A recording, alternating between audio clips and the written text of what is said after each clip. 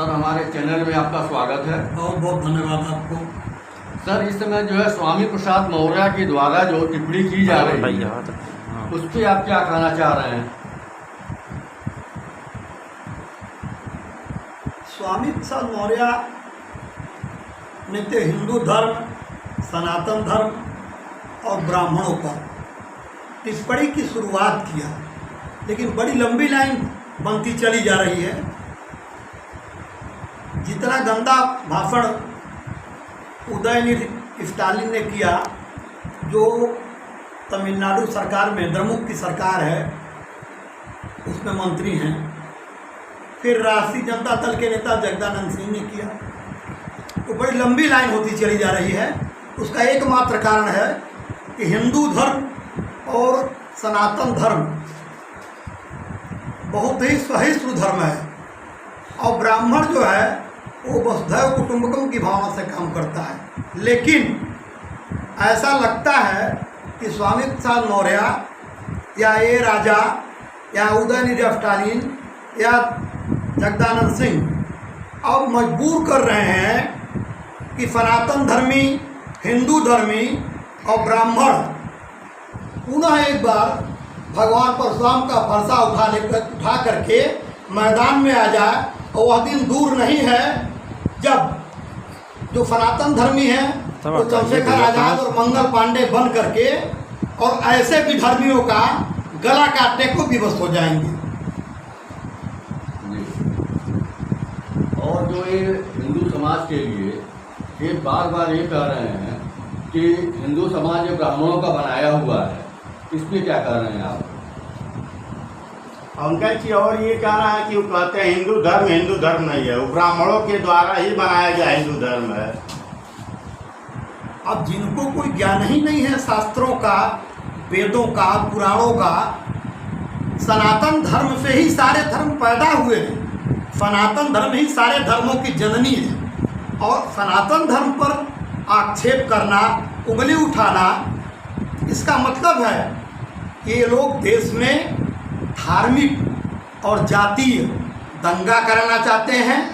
मेरी भारतीय जनता पार्टी की सरकार से, केंद्र की सरकार से यह स्पष्ट मांग है कि जितने धर्म के खिलाफ और जात के खिलाफ आग उगलने वाले, जहर उगलने वाले, विद्वेष फैलाने वाले नेता इस देश में हैं और विशेषतया जो संविधान की शपथ लेकर के और संविधान का ही उल्लंघन कर रहे हैं, ऐसे लोगों के खिलाफ राष्ट्रीय सुरक्षा कानून का तत्काल उपयोग किया जाए। इन लोगों की जगह न तो मंत्रिमंडल में है, न तो संसद और विधायिका में है, इनकी जगह केवल और केवल जेल में है और ऐसे लोगों का संवैधानिक पद छीन करके इन्हें जेल में डालने का कार्य किया जाए। क्योंकि इन लोगों ने आज जो स्थिति देश में पैदा कर दिया है उससे आक्रोश इतना बढ़ रहा है कि वह दिन दूर नहीं। अगर केंद्र की सरकार ने सख्त कदम तत्काल नहीं उठाया तो हर सनातन धर्मी, हर हिंदू धर्मी, हर ब्राह्मण अपने हाथ में शस्त्र उठाने को मजबूर हो जाएगा। और जब सरकार फेल हो जाती है तो जनता सड़कों पर उतर करके और ऐसे लोगों को दंड देने का सीधा सीधा कार्य करती है। उदयनिधि के द्वारा जो टिप्पणी की जा रही है उस पर क्या कहना चाह रहे हैं? उदयनिधि स्टालिन के पितामह करुणानिधि थे जी। आप लोगों को याद दिलाना चाहूँगा कि करुणानिधि तमिलनाडु के मुख्यमंत्री रहे जी। और जयललिता भी तमिलनाडु की मुख्यमंत्री रही। जयललिता जात से ब्राह्मण थी, करुणानिधि द्रविड़ हैं और जयललिता ने करुणानिधि को उनकी जो कुर्सी थी, कुर्सी को सीधे रस्सी से बांध करके और सड़क पर घसीटते हुए जेल में डाल दिया था इनके पितामह को, स्टालिन के। तो वही काम स्टालिन कर रहे हैं अपने पितामह वाला।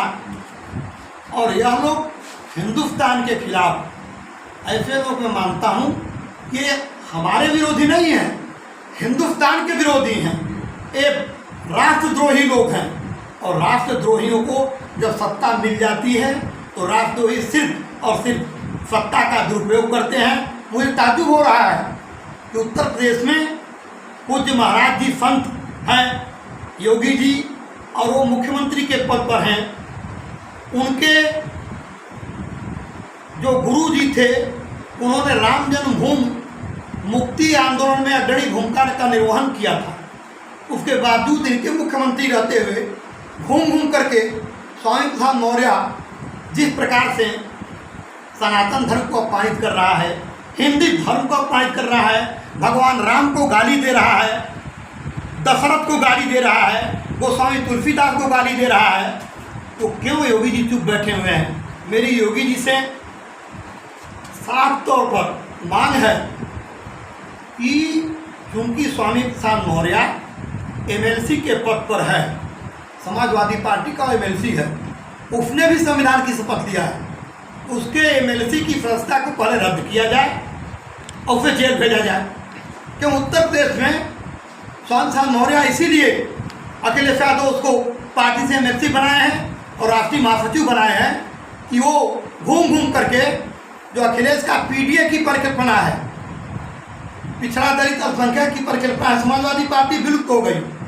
जो मुलायम सिंह यादव और जनेश्वर मिश्रा, बाबू कपिल देव सिंह द्वारा स्थापित समाजवादी पार्टी थी, वो विलुप्त हो गई। अब क्या हो गया? पीडीए, पिछड़ा दलित अल्पसंख्यक पार्टी हो गई, समाजवादी पार्टी नहीं रह गई। अगर अखिलेश में जरा सा भी सनातन धर्म के प्रति आदर रहता, हिंदू धर्म के प्रति आदर रहता, ब्राह्मणों के प्रति उनके हृदय में सम्मान रहता, तो अखिलेश यादव स्वामी प्रसाद मौर्य को राष्ट्रीय महासचिव के पद से तत्काल निष्कासित करते। लेकिन वो कुछ कार्रवाई नहीं किए। इसका मतलब है, साफ साफ है कि स्वामी प्रसाद मौर्य को अखिलेश यादव का खुले तौर पर संरक्षण प्राप्त है और उनकी सह पर वो अनर्गल प्राप्त कर रहा है।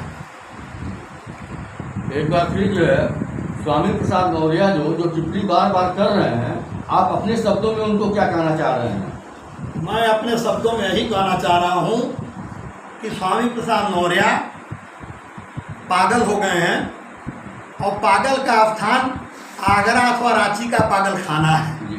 क्योंकि पागल अगर बाहर रहेगा तो किसी को दौड़ा के काट सकता है, तो काटने से पहले जब कुत्ता पागल हो जाता है गोली मार दी जाती है। तो स्वामी प्रसाद मौर्य को भारतीय संविधान के दायरे में, हालांकि संविधान का उल्लंघन कर रहा है, तो संविधान के दायरे में उसको नहीं लेना चाहिए। मेरे समझ से तो योगी जी को और मोदी जी को, स्वामी प्रसाद मौर्य जैसे लोगों को खुलेआम चौराहे पर खड़ा करके धर्म, संविधान, हिंदुस्तान, हिंदी, सनातन धर्म, ब्राह्मण धर्म, सबका अपमान करने के लिए एकदम चौराहे पर खड़ा करके उसको फांसी दे देनी चाहिए। धन्यवाद। मेरा अपना मानना है। जी सर, बहुत बहुत धन्यवाद हमारे चैनल से जुड़ने के लिए। बहुत बहुत धन्यवाद आप सभी लोगों को।